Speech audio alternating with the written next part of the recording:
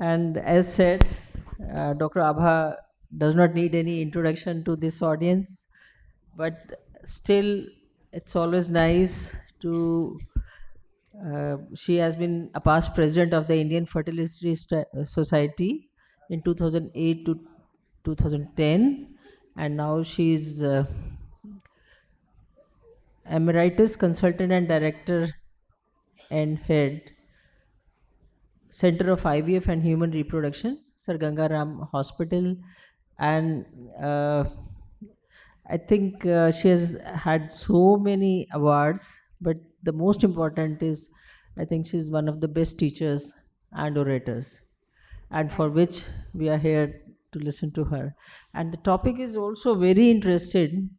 Uh, the newer FIGO classification of ovulatory disorders, the pros and cons. I think this is one of the most confusing topics. This has always been, and every after every 5-10 years, there is a new classification, and I think she's the best person to sort this dilemma out. Well, Yes, very thank keen you. to listen to you, Abha. Thank you very much, Umesh. And I'm glad that I'm given such topics so that I can brush up my reading and I can get on to the updates more often, even though I'm emeritus and plus 70 years old now. So, what is the new FIGO ovulatory disorder classification 2023? So, if we understand, ovulatory disorders are the most common disorder which we all treat as gynecologists, as infertility specialists, as IVF specialists. So they are associated in girls and women of reproductive age.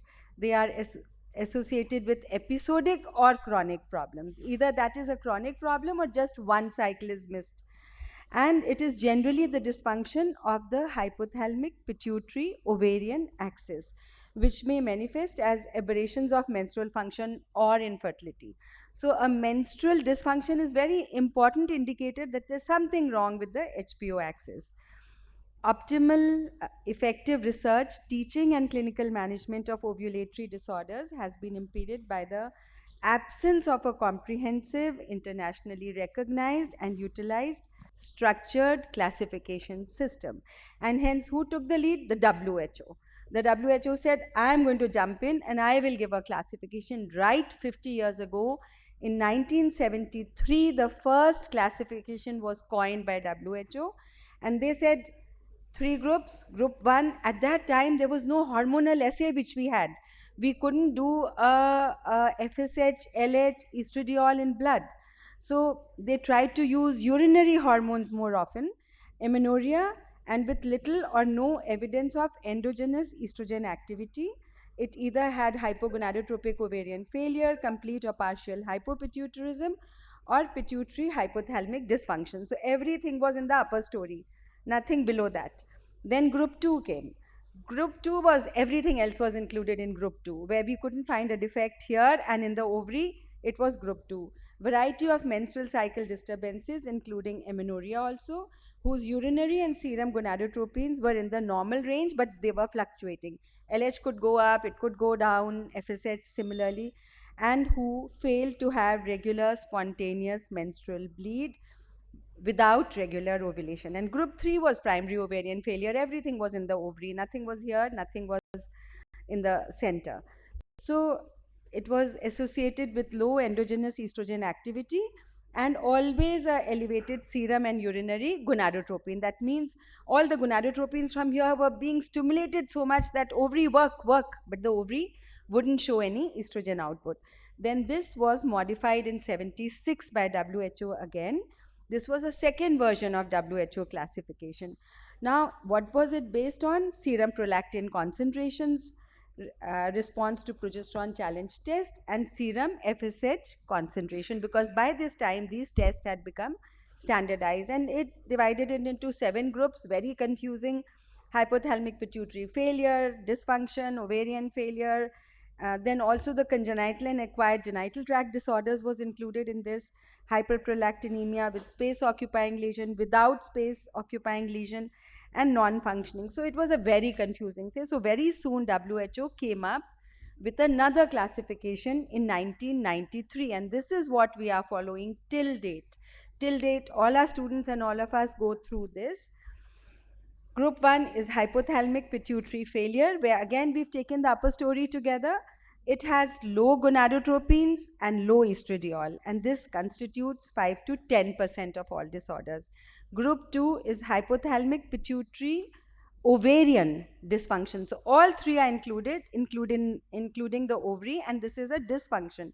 So this is gonadotropin disorder. It is neither high gonadotropin nor low. It is disordered. We don't know when the LH will be high, when it will be normal. FSH generally is normal. And estradiol is normal, and this is the largest group of, which encompasses PCOS also, of more than 85%. And the third group is of ovarian failure, where gonadotropins will be high because pituitary is tapping the ovary and secreting a lot of gonadotropin, but ovary has failed. So it doesn't produce anything, no estradiol in the circulation, and has about 10 to 20% of cases. Now, I've just described that, so I can just reiterate that WHO1 could be idiopathic, could be Kalman syndrome, could be functional hypothalamic dysfunction, or pituitary tumors. All this would come in that. WHO2 mainly has the PCOS group, but all anovulatory or oligoovulatory patients do not fit into this. You don't find the other characteristics of PCOS, and yet you find them having oligoovulation. All that would come in WHO2 group.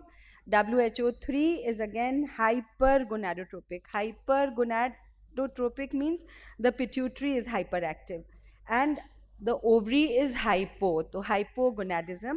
It could be genetic, which includes Turner syndrome, autoimmune, infections, iatrogenic, and post chemotherapy, radiotherapy. Having said that, why was there a need for a new classification system?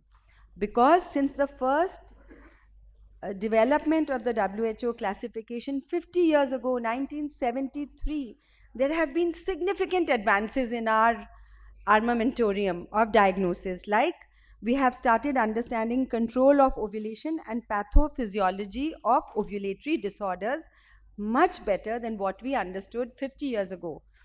Another thing is, there has been a lot of improvement in assay technologies, imaging, and genomics. So all this has attributed that we know so much more. Why should we bank upon a classification which was finally made 30 years ago? So hence the International Federation of Gynae and Obs, FIGO, undertook a Delphi process whereby the international community of stakeholders in ovulatory disorders, including consumer organizations also, designed a new system that has revised the WHO classification to meet better the needs of investigators, clinicians, medical educator, as well as patient. So Delphi is now becoming a very common process which everyone is trying to use. So I'll tell you what is it. So what they did in the FIGO classification system, it was used, I've hidden one slide, I can open it up, but it was used for also defining DUB, where they use the Delphi consensus in 2011, and they always make a formula, a word, that was palm coin.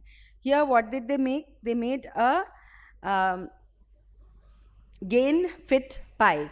This was the acronym which you need to remember. Everything will fit into gain fit pi. And have I missed out on a slide? Okay, let me just see. No, I'm just seeing, maybe I've just hidden a few slides. Can you open up my hidden slides, please? So anyways, this was made on a consensus which used an acronym, GAIN FIT PI. What is GAIN? GAIN. For everything, you see, hypothalamic is one now, pituitary is another, and ovary is going to be the third portion which they are going to describe. And PCOS is separate. They said PCOS will not come into the GAIN FIT PI of hypothalamic, pituitary, and ovulatory disorders, ovarian disorders. So everything went into Kalman's gene mutation, others is genetic, autoimmune we can't define, iatrogenic is pharmacological, radiation surgery. Neoplasm is again anything like craniopharyngioma, glioma, others, and functional could be all this, puberty related.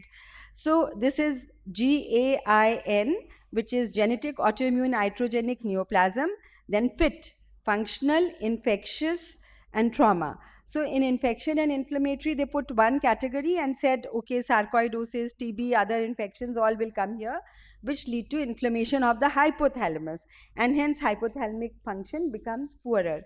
Similarly, the PI, which is physiological, idiopathic, and endocrine. So hypothalamus has all the gain fit pi. Then we come to pituitary. Again, it has a subdivision of gain fit pi. And then we move into, आपने मेरा सब slide छुपा दिया, please. I'll take it to a,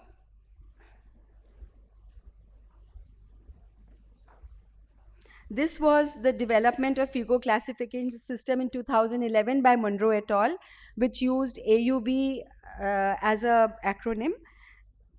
I want to have a, just let this one be there, please. I just want to show this. They used palm coin as an acronym. So you see how these people are trying to use words which we can remember. Palm goes for polyp, adenomyosis, leiomyoma, and malignancy. And if it is a leiomyoma, it has to be submucosal. So this is for AUB. And then on the other side, it's coagulopathy, ovulatory disorders.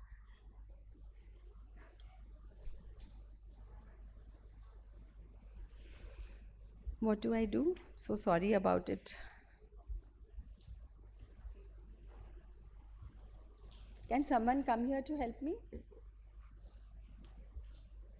Okay, thank you. Thanks. So I'm just showing you this, that you will understand what does this mean, the Delphi consensus and the FIGO classification system. Then we come to the development of FIGO classification system, which had stakeholders such as national obstetrical and gynecological societies, which they used, subspecialty societies representing reproductive endocrinology, then specialty and subspecialty of reproductive endocrinology, infertility, IVF specialists, other recognized experts in ovulatory disorders, and lay organizations. What is lay organizations? Patient groups. There were patient help groups also with amenorrhea, oligomenorrhea, who were included in this. And the FIGO classification here, it had, can I make it a slideshow now? Okay. So what did they do for FIGO classification, the thing which I showed you for gain fit pi? It was the Delphi consensus process was conducted in 5 rounds. First 4 rounds included surveys of experts in the panel. First round had 44 questions, second round 22, third 5, fourth round had 4 questions. And the last 5th round, which was a lay round, the women who were suffering from anovulation were included in this and had 11 questions. Now, if you can look at this, that they gave a scoring system here to see whether everybody is agreeing to their classification or not. So just pick up the first question. There should be a category for both benign and malignant ovarian neoplasm, including those that may secrete gonadal steroids, such as granulosa cell tumors, because they are possible causes of ovulatory disorders. This was never thought of in the earlier WHO classification. So what happened? A score of 7 to 9, if they got by all the persons who were answering the question, then it was agreement with statement. And you see here the mean score is 7.1. So this point was taken up.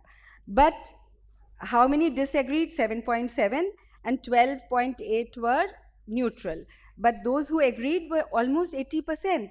So this point was taken up. So this is how the whole classification was done. And FIGO ovulatory disorder classification is known as HYPO-P. HY stands for hypothalamus, P stands for pituitary, and O stands for ovarian. And what they did was they made a 4th group. 4th group included only PCOS. They said it is very heterogeneous. We don't know from where it's arising, whether the hypothalamus or the pituitary or ovary is responsible, or environmental factors. So let us leave PCOS. Let us go with the definitions of PCOS which were given earlier. by other systems like Rotterdam and all. And here again, you see the gain fit pi, the genetic autoimmune iatrogenic neoplasm comes in all these type 1, type 2, type 3, the acronym which I said. So within these three groups, we again subdivided into, like I told you here, and the word comes as gain fit pi. These slides were all hidden, so I couldn't really talk about it, sorry. So the new system recognizes three basic strata once an ovulatory disorder has come to us, not even diagnosed. We find that there is a problem of ovulation. First strata will divide it into these four categories, whether it's hypothalamus, pituitary, ovary, or PCOS. Then the second level requires assignment to the known or suspected anatomically based anomaly, such as by gain fit pi. Now, if it is gain, G, genetic, then you go deeper into the third strata to find out what genetic abnormality led to this disorder. So, this is how in three strata you diagnose the disorder, and it is easier for a clinician to then treat. So, now I come to the ovary, PCOS. The third last slide which I had missed out there was the ovarian. Again, the gain fit pi goes in ovarian. So gain fit pi is a subdivision of hypothalamus, of pituitary, of ovarian, and PCOS refers to ESHRE SRM system for guidance. They've not made new guidelines for PCOS. Having said that, what are the pros of FIGO classification? It provides a practical classification and a logical framework for making a precise diagnosis for any woman who presents with features of ovulatory disorder. It is a complex subclassification, but it has been made easy to remember using the acronym GAIN-FIT5. In clinical practice, we regularly see that hormone levels do not obey clear rules. So, a classification like WHO has is based purely on their measurement, could be flawed. Underweight women with hypothalamic amenorrhea may have suppressed serum concentrations of LH, whereas FSH levels are often in the normal range. So you could miss out a woman in this. And those with PCOS often have serum FSH and LH in the normal range. So how do you say it is a disordered gonadotropin? LH is normal, FSH is normal. It's very difficult to diagnose by that. An optimal way to confirm an ovulatory disorder may vary according to the clinical circumstances. The patient comes having 2, 3, 4 normal cycles, and you say, oh, all is normal. But then she gains a little weight and comes with anovulatory cycles, and your diagnosis changes. So, another more pros of FIGO classification is it relies on opinion and consensus in the midst of digital transformation. We are all in the era of digital transformation, which may potentially allow for a more accurate and clearer classification. Gone are the days when we had to go through the case sheets and written literature. Then data first, patient centric approach, which uses electronic health records, represents a very robust way towards an unbiased assessment of ovulatory disorders. Ovulatory disorders comprise a spectrum. Now, this is again a pro, that it comprises a spectrum of manifestations ranging from intermittent episodes of ovulatory disorder to a chronic ovulatory failure and amenorrhea. And these states may fluctuate in an individual over time. It should be remembered that scrutiny of a single cycle may not reflect the overall experience of that ovulatory disorder, which WHO takes into account. And additional consideration in other aberrations in ovarian function, such as luteinized unruptured follicle, the luteal out of phase, which is premature selection of a follicle, they are not mentioned at all in the WHO classification, which will all come under the gambit of the ovary in the hypo-P classification. So, and PCOS has been separated into a category of its own because pathophysiology of PCOS is multifaceted. It is a complex and heterogeneous condition, and it deserves special recognition because it comprises approximately 90% of patients who present to us. And every other cause of ovulatory disorder is more simply and clearly defined with respect to symptoms and pathophysiology, except PCOS, and hence they've kept it in a separate category. What are the cons of FIGO classification? I'm coming to the last two slides. One is clinical experience over many decades now, 5 decades, have proven WHO classification to represent a useful tool as a starting point for diagnosis and treatment in everyday patient care. There should be a robust scientific evidence to replace such a system which we all are so used to, with such a complex classification as currently proposed by FIGO. Then what purpose does it serve to propose a new FIGO category separate from the hypothalamic or ovarian forms of ovulatory disorders for the notoriously heterogeneous condition PCOS? So all this was made because they thought PCOS doesn't fit into any category of WHO. So it should go into another one, and we should have ovary as a very important rider to represent problems which arise basically from the ovary. And it, it remains enigmatic on which data the proposed new FIGO classification is based and how future patient care might benefit from such a complex and overlapping classification system.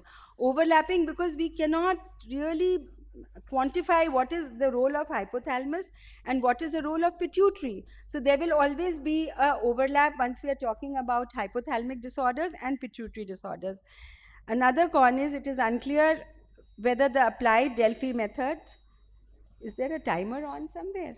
Okay, I'm finishing. It is unclear whether the applied Delphi method represents the most suitable tool to come to an updated classification. Outcome of such a Delphi exercise very much depends on the questions asked, expertise of the expert panels involved, and availability of sufficiently robust scientific evidence. Focus of these questionnaires has been clinicians, educators, and researchers. Women suffering from ovulatory dysfunction only have been included in the last round. Should not these individuals be in the first round, who are the real sufferers? And in the list of 42 questions, in the first FIGO Delphi round, only one single query was addressed for PCOS. This also looks unjustified. So there is no mention of vital issues, which also was missing in WHO and is still missing in this new classification, such as impact of the significantly improved quality of hormonal assays and potential implications for classification, validity of the current use systems, like what concentration do we say is POI? Is it 25 MIU or 40 MIU? Is 40 should be the cutoff age for POI, or should we make it earlier or later? So this has not been addressed anymore. Whether free or total serum steroid should be done in diagnosing PCOS, whether and which type of method should be used, immunoassays or liquid chromatography, which is better, which should be used universally, and role of AMH in the diagnosis of PCOS, POI, and in after gonadotoxic treatment.